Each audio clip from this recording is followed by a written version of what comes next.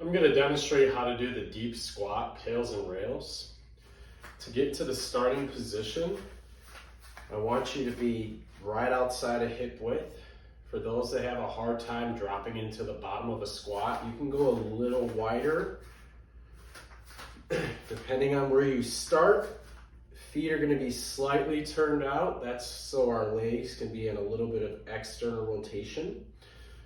And then to find that end range hold, I'm going to think about driving my knees into my chest, using my hip flexors and my front anterior hip tissue to pull my knees into the chest, into the bottom of the squat.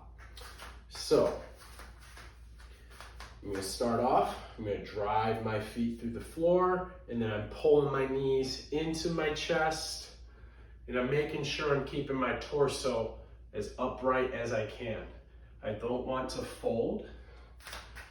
The position that you start going down in with your torso, that should be relatively the position that you are ending in for the pails and rails. So I get to my end range hold, pulling my knees into my chest, feet into the floor, I'm pulling myself down. Once I find that, I'm going to place my hands right under my feet. I'll hang out here for the 1 to 2 minute passive hold with the calm breathing.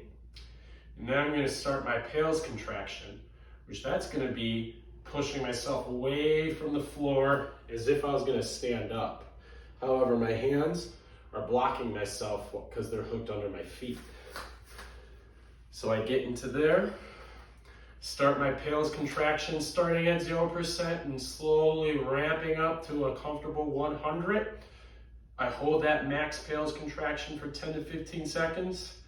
And then my rails contraction, I pull my knees deeper into my chest, bringing my hips closer to the floor while keeping that torso upright.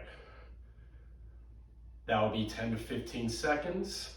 And then I'll hold for a 2 minute passive end range hold.